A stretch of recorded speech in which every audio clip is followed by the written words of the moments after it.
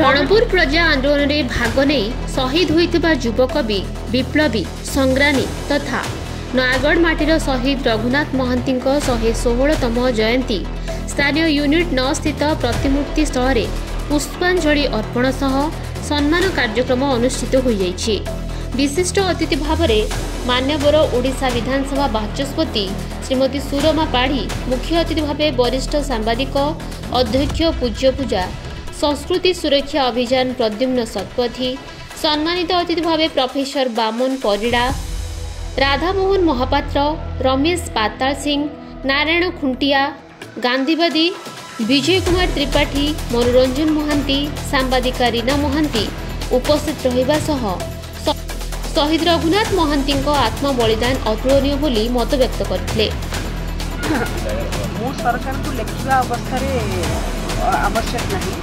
आम स्मृति संसद तरफ दाबीपत्र मो पाखे दाखल कले सरकार उद्देश्य मुझे निश्चित भाव में फरवर्ड करी और तार गोटे निर्दिष्ट ये था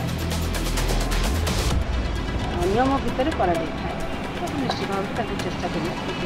किंतु राज्य राजधानी अपेक्षा मु सबुठ दुखित से जन्मस्थान आज पर्यंत कहीं स्वेच्छाकृत भाव में सामान्य जगह खंडे दे पारे ना कि जगह खंडे करारा ना ताको निश्चित भाव में आज समस्त सहयोग कामना करें। अंचलवासी ग्रामवासी हिसाब से दीर्घ दिन धरी संघर्ष कर संपादक महोदय मुझे सेबे भी कहते एवं भी कहूँ निश्चित भाव में से एक भव्य स्मृति सदन केवल रघु दिवाकर महांती रघु महांती दिवाकर परिड़ा नुहे एभली प्रेरणादायी व्यक्तित्व मान स्मृति उद्देश्य जहाँ स्मृति आम अंचल युवपीढ़ी को आम अंचल भविष्य को निश्चित भाव प्रेरणादायी हम से एक भव्य स्मृति सदन कर निर्माण कर मोर आग्रह रही मत सहयोग करते अंचल पाठ्यक्रम आवश्यकता अच्छी पाठर छोट पिला पढ़ेगा।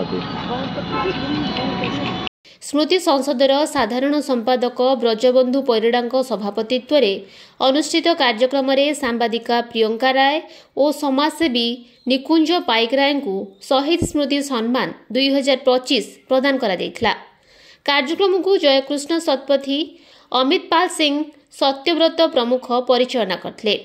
भुवनेश्वर अरविंद त्रिपाठी निहारिका उत्कल बुलेटिन।